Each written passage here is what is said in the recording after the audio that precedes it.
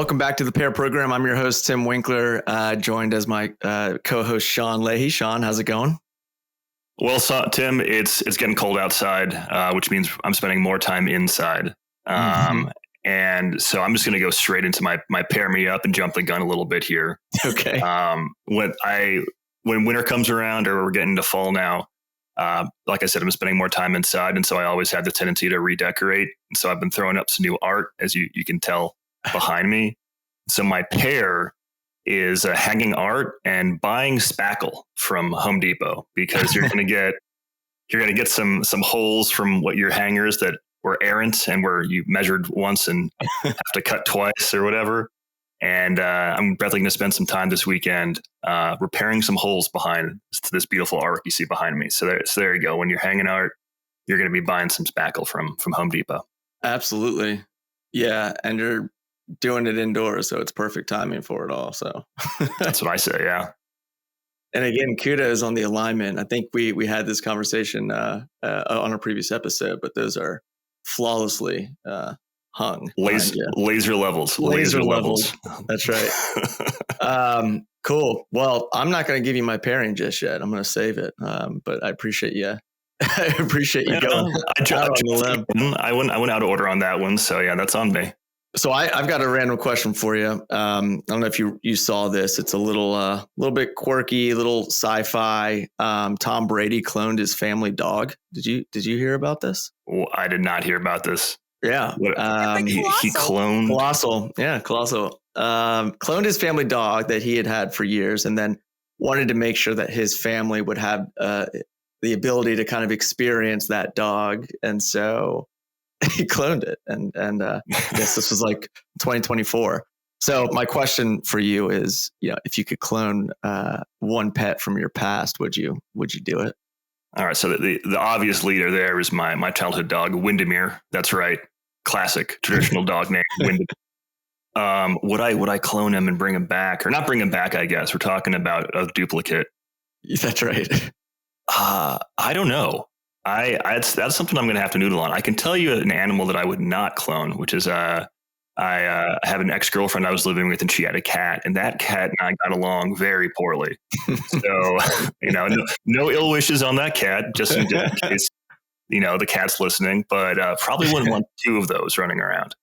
Yeah, it's interesting. I'm not really on the cloning train, but it kind of freaks me out. But I will say that knowing how obsessed people are about their pets, I can see people kind of getting behind this, but it's a little weird. Well, there's the Y Combinator 2027 class. Clone your pet. That's probably going to get a seat around for sure. Yeah, we're gonna have to get them on. Today's episode has nothing to do with cloning at all. So that's an awkward segue into today's episode. Today's episode is about modernization in the intelligence community, and specifically how artificial intelligence is changing how intel is collected, analyzed, and used in real time. To break this down, we've got two excellent guests. Bruce Frost, VP of Intelligence at Rhombus Power, a startup that delivers real-time AI-powered decision intelligence for the world's most complex missions. Bruce is a 30-year veteran of the intelligence community, now focused on advancing AI to modernize how the mission gets done. Bruce, thanks for joining us. Happy to be here. And then alongside Bruce, we've got Sheetal Patel. Sheetal led the CIA's push to harness emerging technologies for national security, serving as the assistant director for the Transnational Technology Mission Center, brings that expertise to the private sector now, and guides companies at the intersection of innovation, intelligence, and risk. Both of you all, thank you for joining us on the Pair Program. Thank you for having us. All right. Now, before we do get into the heavy stuff, we kick things off with a fun segment we call Pair Me Up. We all go around the room. We spitball two things that just go good together. Sean, I'm not going to start with you because you started with yours. So I'm going to jump in and kick things off with my pairing. So from the DC metro area in Virginia, we've been dealing with some extreme weather and had a pretty much Arctic cold blast hit us. And so I'm going to go with extreme weather and HVAC mishaps.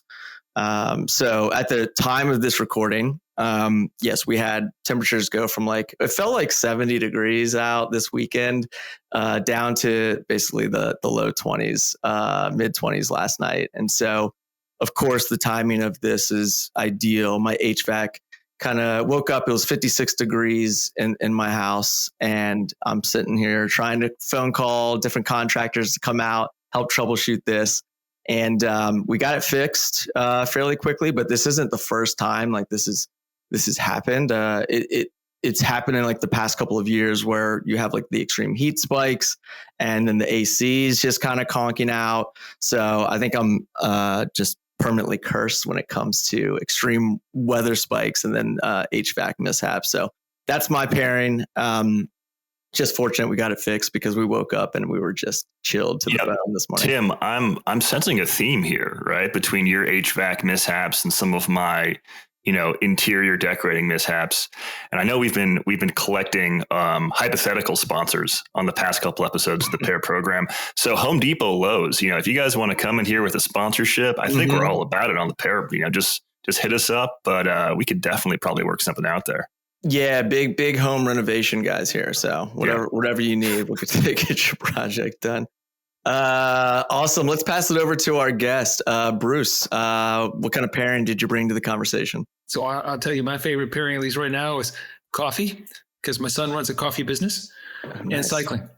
And with the cold weather here, I moved all my cycling indoors, got my bikes up on the trainer, and very nice. Yeah. Can we get a plug on the coffee shop? Apiary Coffee. They do high-end coffee roasting, and they're online. I've run into them before. How do I know that name? I don't know. What's it called again? Can you say it again? Apiary, with the bees. Okay. Very cool.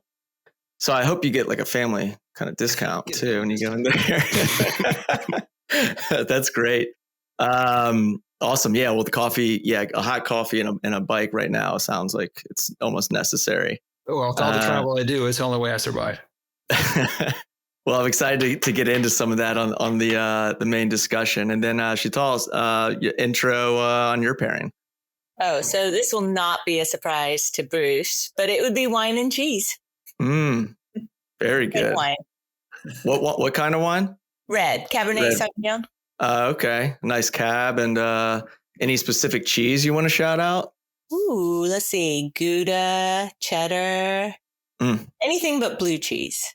Do you ever get out to some of the wineries out towards Western Loudon? You ever been out to Bluemont? Yeah. I've been to Bluemont. I've been to a couple of others out there.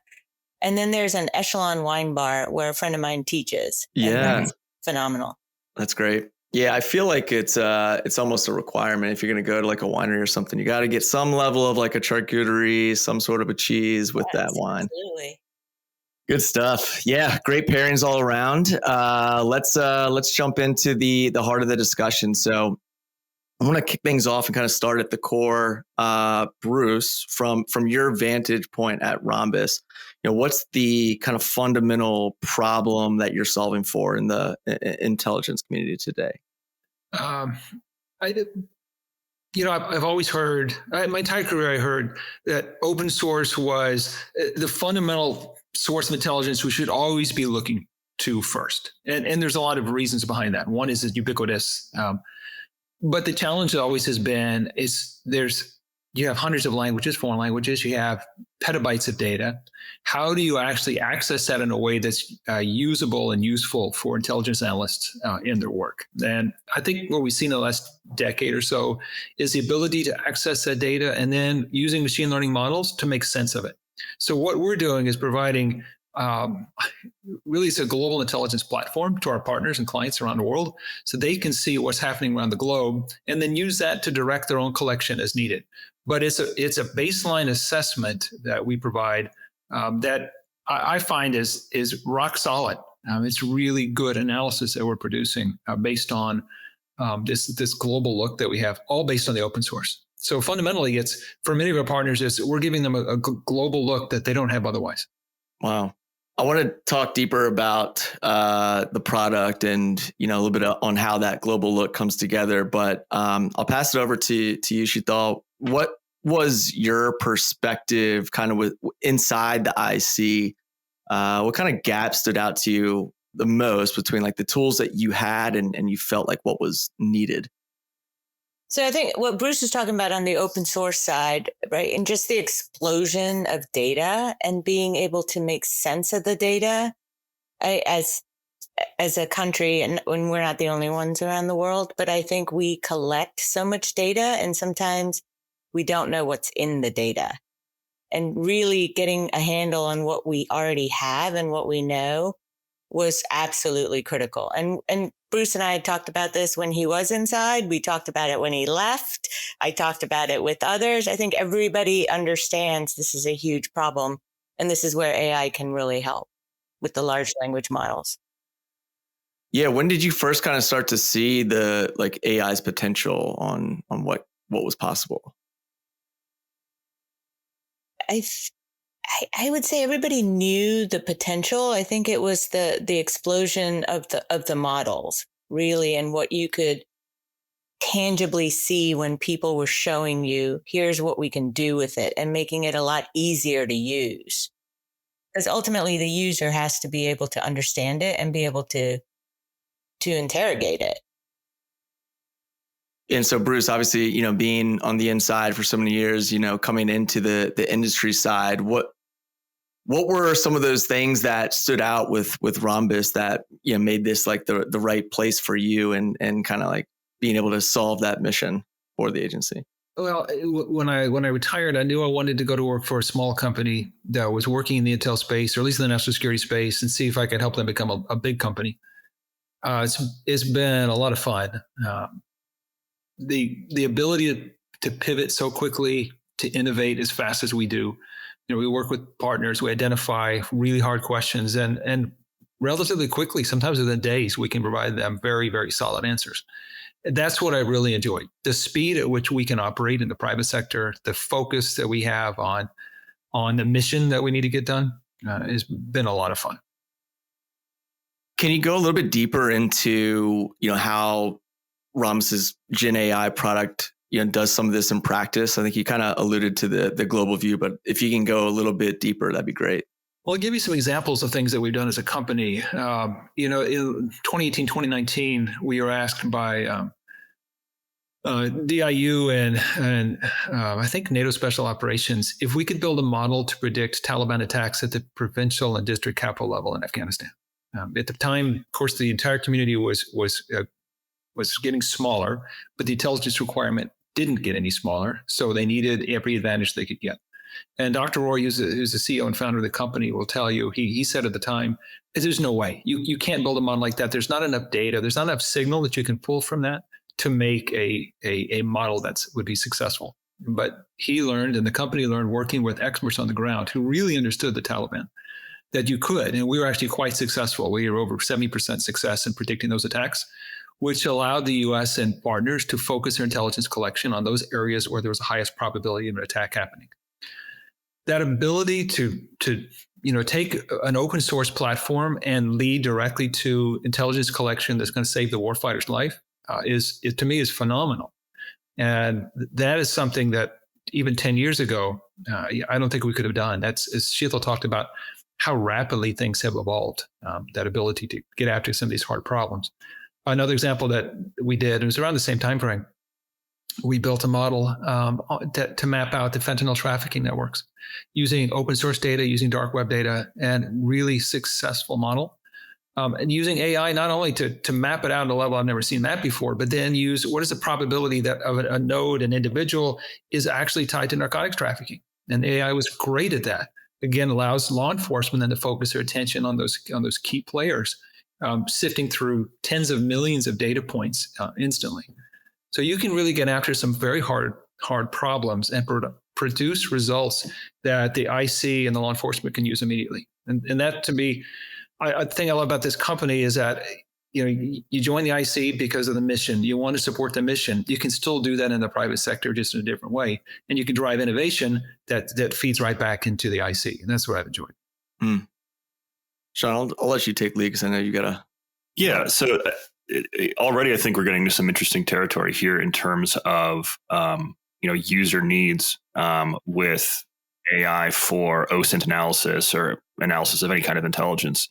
And like you both have said, things have changed rapidly since kind of the Cambrian explosion of LLMs in about the end of 2022. What's the future of maybe not even the future, but the current state of the analyst profession, right? Where for traditionally analysts come from linguistic backgrounds or geopolitical backgrounds, that kind of thing. But now they have access not only to the raw data, but because of things like Rhombus, sort of an intelligible level of information understanding because of AI and ML models behind that raw data or on top of that raw data. So how's that profession of doing the actual end user analysis changing as this new technology is getting introduced into the IC? And I guess Bruce, I think I'll start with you, but we'll go around the horn with this one. Well, I'd rather start with Sheetal since it's definitely her area of expertise. I was a case officer, but certainly happy to talk about it. So, Sheetal, from your perspective, so just to start, I mean, I haven't actually been an analyst in decades, but I would say the changes, right? Every day an analyst comes in, you look at your computer, you look through every single data stream and try and figure out, and you yourself, along with your colleagues, is trying to figure out what is in that data and what came in overnight. Now, you probably can get all that information, like here are the key things you need to look at, and you have a little bit more time to actually think about what it means. Instead of trying to do all of that in a compressed timeline, the AI can go through all that data, and you probably get a little bit more data. What I don't think it takes away from is an analyst's need to actually understand culture and language inferences. So you still need to understand the country you're looking at, because I don't think a computer is going to, at least not yet, be able to give you some of those nuances. Mm-hmm. So I think it makes it easier, frankly. Mm-hmm. And actually, Sheetal, you just described what we're trying to do, which is how do we empower the analyst? How do we provide the analyst with different data sources they might not have before? Or, as you said, get them the information they need in a much faster way so they have time to do the assessment part. That's really, I think, what we want the analyst to do. What does it all mean? How do we empower that? Mm-hmm. So what's interesting from my perspective is to watch the evolution of tradecraft. We were just having a conversation this morning about bias in AI. It's a question we frequently get, can an AI model be biased? Of course, the answer is yes. It's trained on human data. It's written and built by humans. There's always going to be bias, and how you interpret it, there's bias. How you prompt it could definitely lead to confirmation bias or the types of biases. So it's something that we're working hard on. How do you deal with that? Because we produce intelligence at the USIC level. And so we're developing new tradecraft techniques. When you have a model saying there's an 80% probability that Russia is going to do something, how do you incorporate that into analysis? So it's been a lot of fun to watch our analytic team, kind of build out these capabilities and this tradecraft. I think it's going to get a little bit more complicated because you need to know the sources that the data is coming from, and then weigh those sources. And if you don't understand the source of where it's coming from, then it becomes a little difficult. And that's where analysts will get a little nervous about their own tradecraft, because you do need to know the sourcing of it. Completely agree. I just say that's one of the challenges with different commercial LLMs. You don't know the sourcing. You don't know how it's extracted. Mm-hmm. You don't know, did they summarize the entire document? Did it summarize just part of the document? So I think for intelligence purposes, an LLM has to be crafted by intelligence professionals for intelligence professionals to make sure we're addressing what Sheetal just talked about. Is the sourcing accurate? Can you use it? Any AI system that's a black box to an analyst, to me, is worthless, because if you don't know the sourcing and how it derived its response, how in the world do you use that? Yeah, we're seeing that across a number of different verticals where it's like tailored AI plus. Like we had a conversation on the SOC, right, the security operations center, and how it's used to empower security analysts versus replace them, right? There's always going to need to be that kind of human in the loop element, but making sure that what's being built there is tailored to that specific craft. And I think that's kind of what you're alluding to, Bruce. I think that's fascinating. I'm curious about, we wouldn't be talking, we don't really have a conversation about national security or defense if we don't talk a little bit about some bottlenecks to innovation. So I want to kind of just hone in on that a little bit and maybe just build a little bit of awareness for, some of those areas where innovation stalls in the Intel community, because obviously, data is something that is extremely secure and for good reason. Obviously need access to that data to effectively kind of train some of these different models.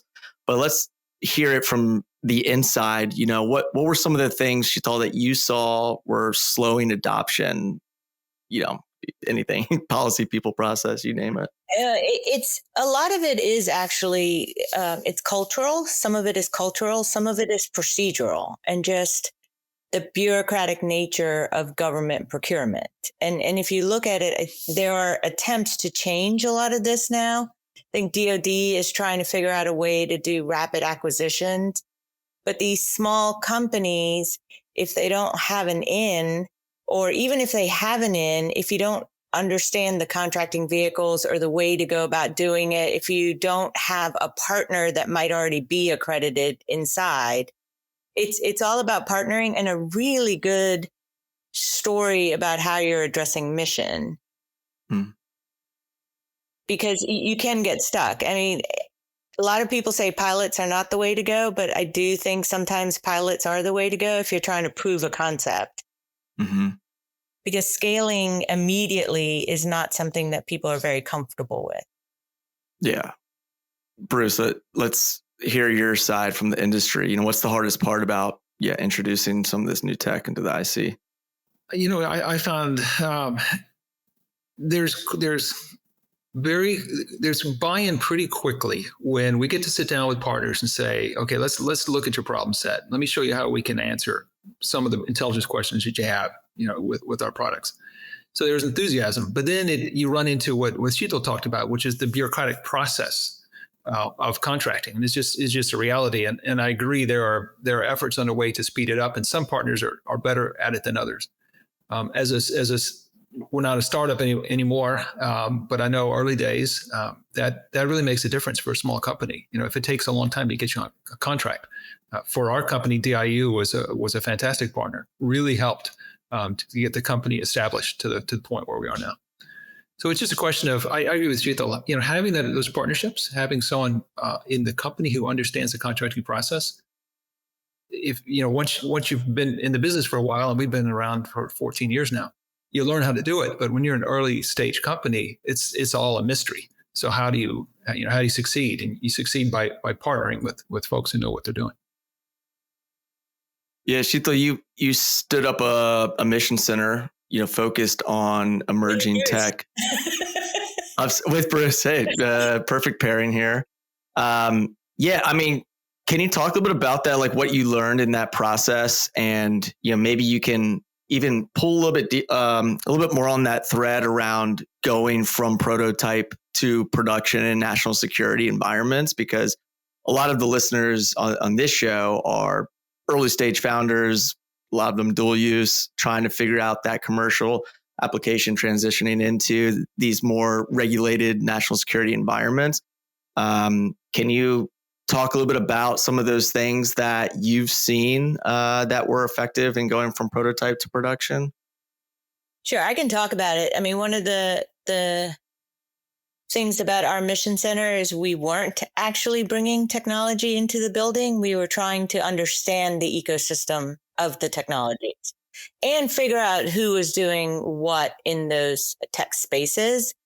But as a result, we did run across some amazing technology and tried to get it to the right people and make those introductions. But I think it still went back to if there's a way to bring it in, and there's a difference, I think, in the building, and Bruce, correct me or add more to it. But if you're bringing in something for an operational purpose, it's a lot easier to bring it in for something like that. If you're bringing it in for an enterprise function that's going to be sitting on the infrastructure, that's a much longer, complicated process. And that's where sometimes things can get bogged down. But if you're a small startup and like Bruce was saying, and you're trying to scale, that might not necessarily be the way to scale if you're coming in to do an operational support task. So there is an inherent battle, I would say, when it comes to technology. We will utilize the technology for its purpose, but for a small startup, it might not work on the timelines that they are beholden to, right? That's where DoD and others, which are much bigger entities with much bigger budgets, are better customers. The special operations community, things like that. I think this highlights something that's really important in terms of how, in terms of a difference between commercial markets and mission in terms of defense and the IC.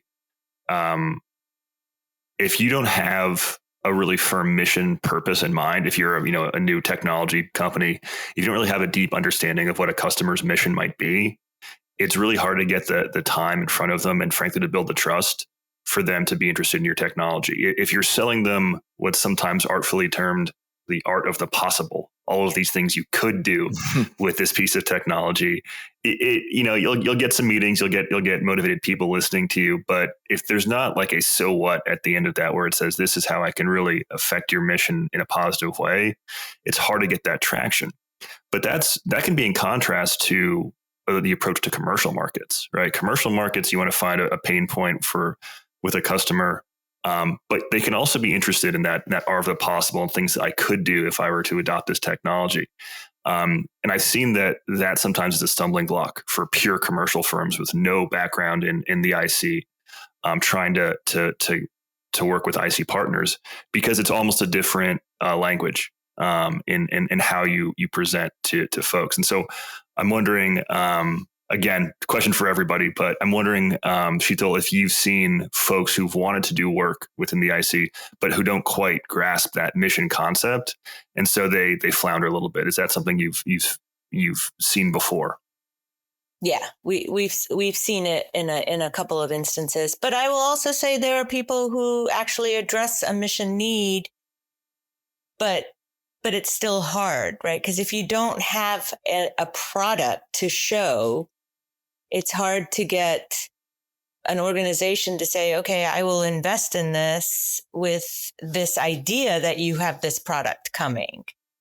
Whereas if you have something and then you have your own manufacturing, your hardware and software stack, that's a lot easier for somebody to get behind.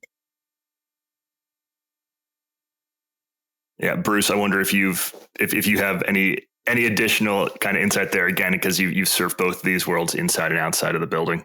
Well, inside the building, I've actually had jobs where I was responsible for overseeing contracting for parts of the agency. And I can't agree more with Sheetal in that,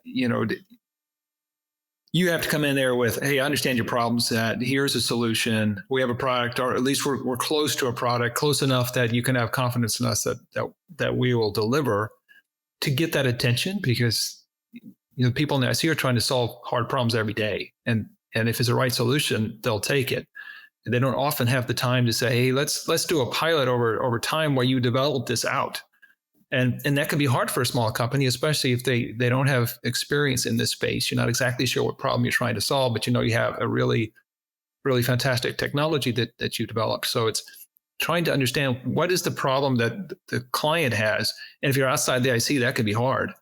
I do think working with DoD is a little bit easier than it is with the IC, for the reasons that Sheetal talked about: bigger budget, a lot more potential customers. But yeah, it can be tough. Yeah, Bruce, I was doing some research on Rhombus, and something that kind of jumped out to me was the Haven AI with the wildfire response into proactive protection. So I guess detection within minutes of ignition of wildfires. Those types of scenarios, right? I think it's always interesting when we think through companies that have a dual use approach to their strategy. With Rhombus specifically, I guess, who was the original kind of customer set that you were going for? And then when do you start to see these like areas that the technology carries over into some of these other industries? Because I think that's what's so fascinating.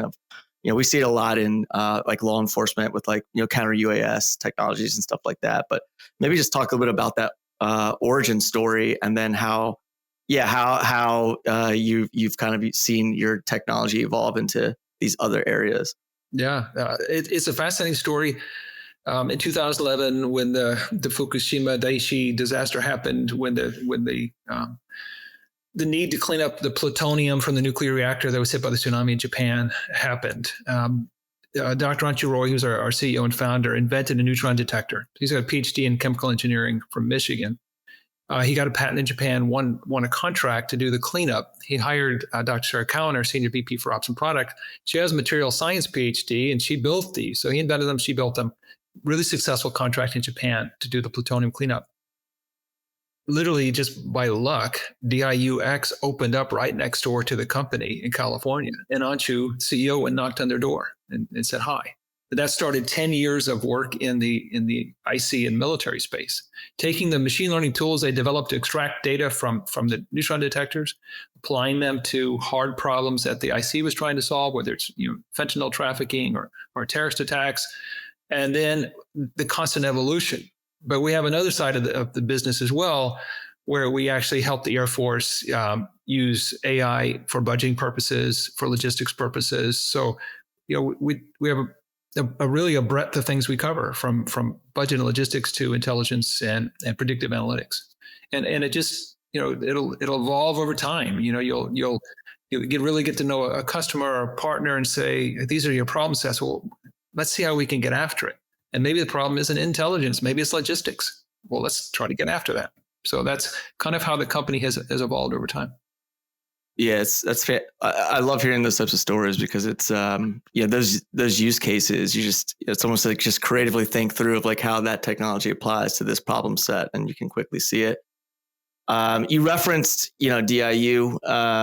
We've had them on a few previous episodes. Love the work that stems out of DIU. What are some of the other, I guess, outlets or channels that you would say could prove beneficial to, earlier stage founders that are trying to navigate some of those problem sets across defense or national security? Are there, what advice, I guess, would you give to, some of these founders that are just trying to, navigate those waters? DIU obviously is a great reference, but anything else that you've seen through your progressions in your career, or specifically out of Rhombus's strategy? From the IC side, and it's not from a Rhombus issue, but something that Sheetal and I were very involved in, was managing the agency's relationship with In-Q-Tel. And of course, In-Q-Tel's phenomenal as an organization. They've had great successes over time. So there are capabilities like that out there, be it DIU or be it In-Q-Tel.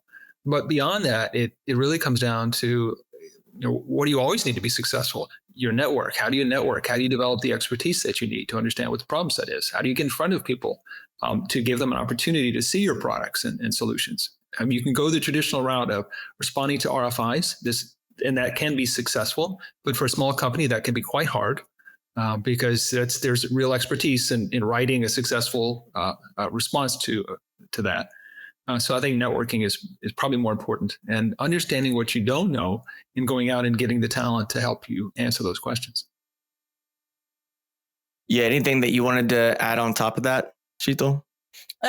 Bruce is absolutely right. And I think there are a couple of organizations that DoD also has that's not just DIU, but I think Special Operations has its own entity, Air Force does, but there's also trade shows.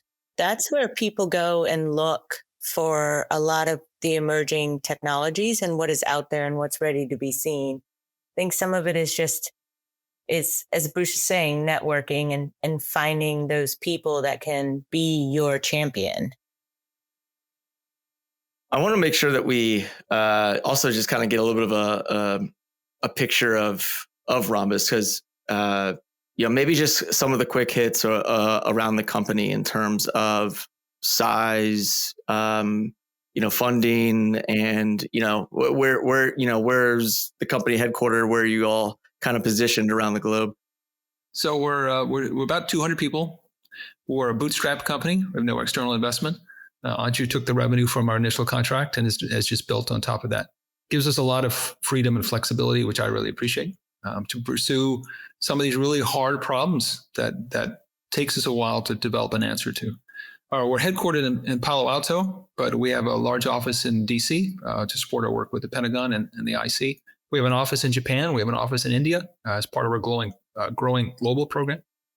So it's been fun to watch the company, even the 2 years that I've been there, watch us grow and expand. Very cool.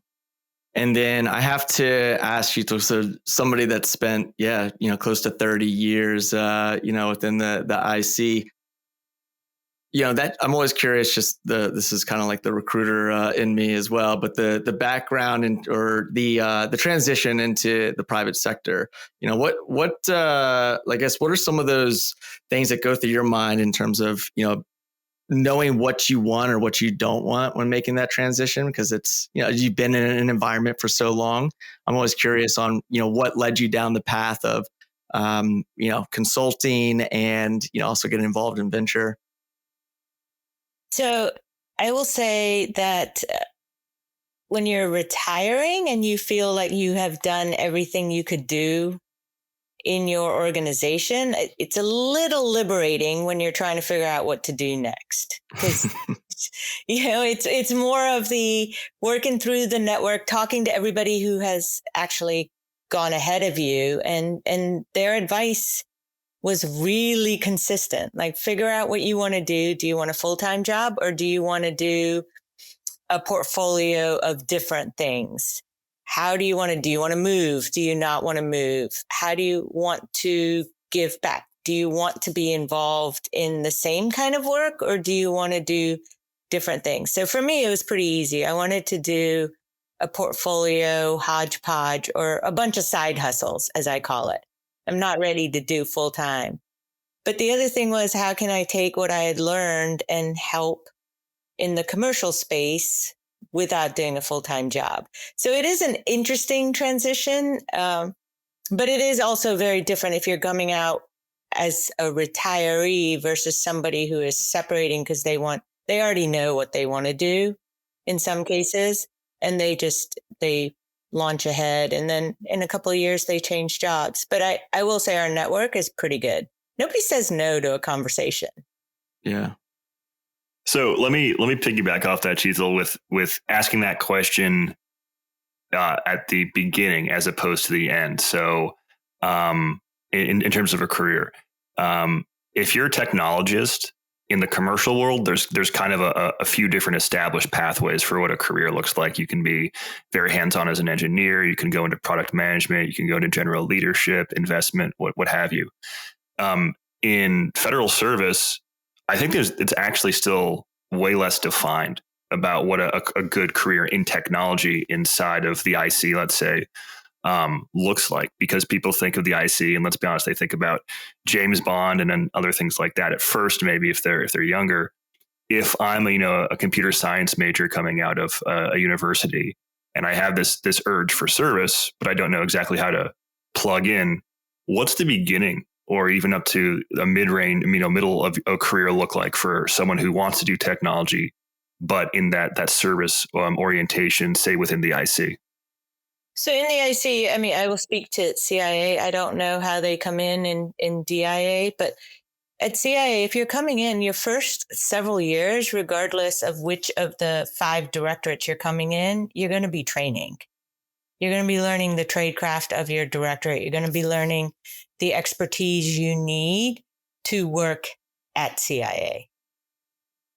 Figuring out the building, figuring out how to do the job, getting all your logins, but also passing all the training you need. And whether you're computer science, you're coming in as a demographer, you're coming in as a case officer, as Bruce did, there are set paths for at least the first several years. Okay. And then once you're established as an expert, then people's careers kind of vary. Like, I started off as an analyst, but ended up going overseas and as a deputy chief of station. And so you can have unique paths, but I would say when you come in, learn your craft really well for the first couple of years. Yeah, I'd love to hear Bruce's perspective too. And then I kind of want to ask that same question because Bruce, you went from 30 years retired and then a fast-paced startup kind of culture. Let's hear a little bit about that and how that shift kind of went for you and maybe what your expectations were and then what it really was. Reality was.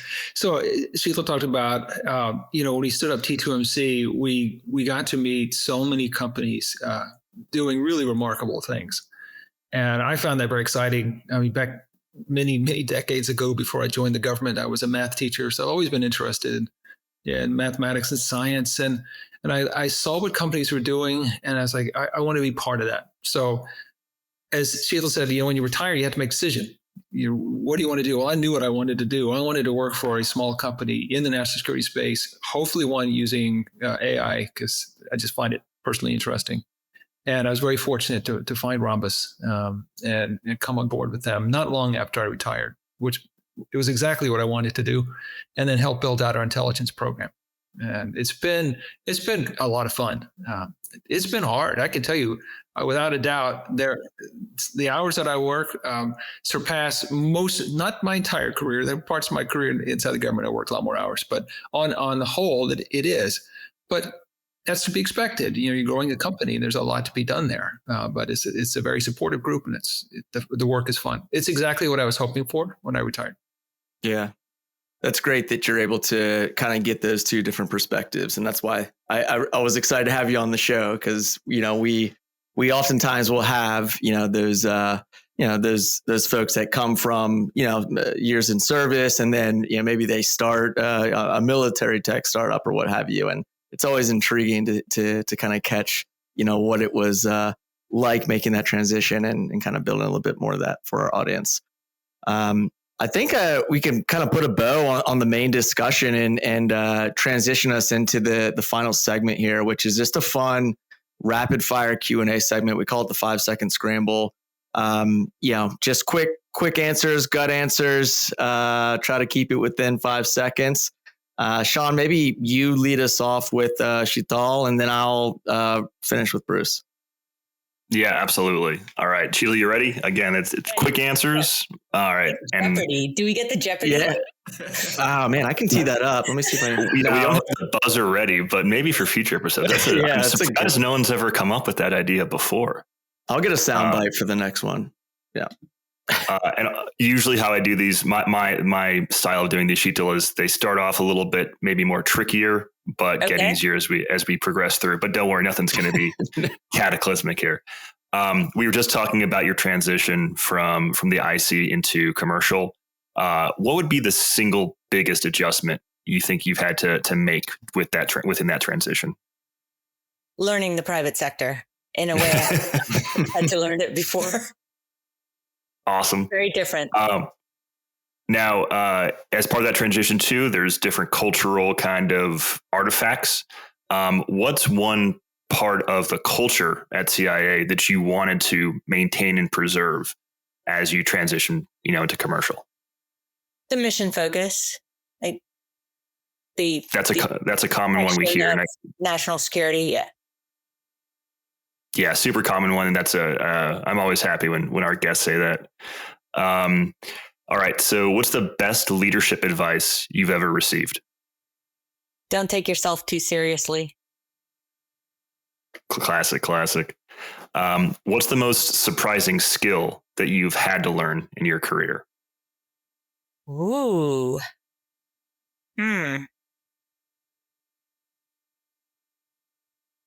I have to think about this. All right, good. You learn a lot.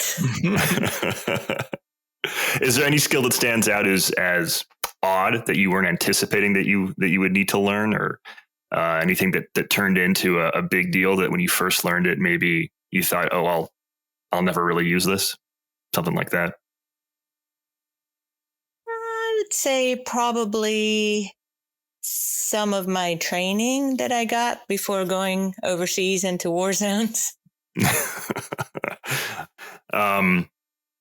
If you weren't, all right, so you've made it through. Those are the trickier ones. So now we're getting a little bit. We'll have a little bit more fun with these. But if you weren't in national security, if you weren't in intelligence, if you're in totally different occupation, what do you think you would be doing?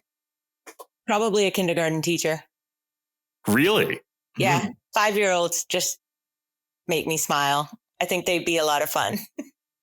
I think those would be some pretty with it 5-year-olds, you know, skill sets that you need, right, to manage them. You either love that job or you hate that job. I feel like. Awesome. That one unexpected. Very cool. What's a trend right now with AI that everyone's excited about that you think you're more skeptical about, or vice versa? Things that maybe, you know, the industry is skeptical about that you're more bullish on. I'm not really bullish on AI. I'm a big fan of AI. I'm a big fan of the models. I think what I'm a little bullish on is the blind acceptance of whatever sometimes you get from your questions. Because if your question and your prompt is not precise, you're going to get something back that might not necessarily be accurate. And if you don't know it's not accurate, you're not going to know what you don't know. I really like that response. I think this is one of the clips that Tim and I will make later. Is this retired CIA technologist is telling people to be a lot more suspicious of AI. Outstanding advice. I think it's very, very. But I'm not a technologist. I'm an analyst. That's right. Yeah. Then turn kindergarten teacher. This is the plot of a movie for sure. He's like the kindergarten cop. Kindergarten cop. That's right. All right. This one I've been dying to ask you. What's the strangest place you've ever had to take an important work call? Oh, a public restroom in an overseas country. I totally understand if that's as detailed as we can get, but awesome answer. The rest is classified. Right, exactly. The rest, it's classified. And then your best purchase under $50 in the past year. Oh, in the past year? Mm-hmm. So I finally bought a laptop because I didn't have one. So it would be my case for my laptop. Nice. Because I tend to drop it everywhere. So awesome. And then we always end with our kind of traditional question, which is there a corporate philanthropic organization or a charity, something like that is near and dear to your heart and that you want our listeners to be aware of? Oh, yeah. I sit on the board of my dad's nonprofit. It's called the Sevak Project, and it is providing rural health care to villagers in India. And it's based on, he's a retired Navy captain, so he's based it on the naval corpsmen, the medics in the Navy, and it's basically training villagers to provide basic health care. So it's sevakproject.org. And that's SEVAK. Do I have that right? Yes. Yeah. All right. Sevakproject.org. Run out of his basement. Very cool. As all good charities are. Sheetal, you nailed it. Thanks so much for doing the 5-second scramble. Thank you. And we'll pass it over to Tim and Bruce. All right, Bruce, you ready? I want the Jeopardy music. Yeah, it seems like a fan favorite. We got to cue it up. I did have a soundbite previously that was just like eggs dropping into a skillet with that sizzle. That was the soundbite we had, but I kind of like the Jeopardy idea. All right, here we go. If Rhombus Power were a band, what genre would you play? I don't even want to begin to answer that question. Somebody's going to get offended. Yeah, exactly right. I think it depends on what the partner wants. That's right. That means that they're like a wedding band, right? Where good wedding bands can kind of play any tune. Whatever our client needs, we'll play. That's right. Okay, I like it. We'll keep an open mind on it. What are the most critical roles that you guys are hiring for over the next 3 to 6 months? Right now, we're actually hiring for a senior director of intelligence to work with me as we expand our intel program. It's going to be a great job, and because we're expanding very much in the geospatial area and also in traditional analysis, we're looking for people with expertise in both sides. We're always looking for talent on the development side. It's a great place to work. So it just depends on I don't, what your background interests are, but there's probably a role for you at Rhombus in one of those spaces. Very cool. What's something about the culture at Rhombus that you would want new employees to know about? We have fun as a company. I think we enjoy the work. It's challenging, but it's a great environment. Very cool. What's the most surprising skill that you've had to learn in your career? How to manage and execute federal budgets. That was a 90-degree turn that was not expected, coming out from being a chief of station overseas and coming back to Washington, and my boss saying, I really want you to manage the budget process. Really? Of course, a fabulous job. It really opened up many doors for me, but federal budgeting is not intuitive. At least it wasn't to me. So it took a while to learn that. I'd say that's the number one answer for a lot of folks, probably. All right, finish this sentence. AI and the IC will succeed if blank. If people are more open-minded about what the potential that it can bring and willing to develop new tradecraft. Very cool. Nice answer. Favorite travel destination for personal travel? Anywhere in Oaxaca, Mexico. Nice. What was your very first job? Right out of college, I was teaching mathematics. Oh, wow.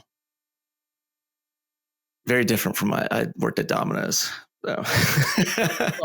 My first job when I was what was your very first? With the very first job, I worked in a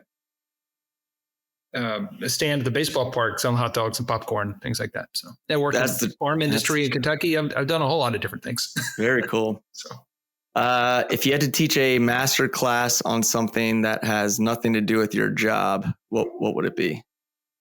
It would how to network, how to build connections, how to communicate effectively, because that's fundamental to. I don't care what your life is, what your career is. If you don't know how to do that, you're going to struggle. Yeah, well said.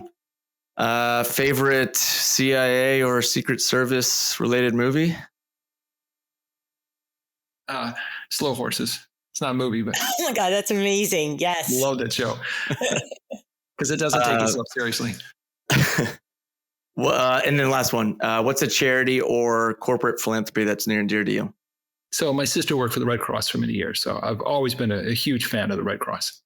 Very cool. Yeah, we'll give both those a plug in the show notes when we release the episode. And just wanted to thank you both for your time. Thanks for sharing your insights on modernizing the IC and obviously the very cool technology coming out of Rhombus. Really appreciate you all joining us on the podcast. Thank you very much. This was fun. Yeah, thank you guys.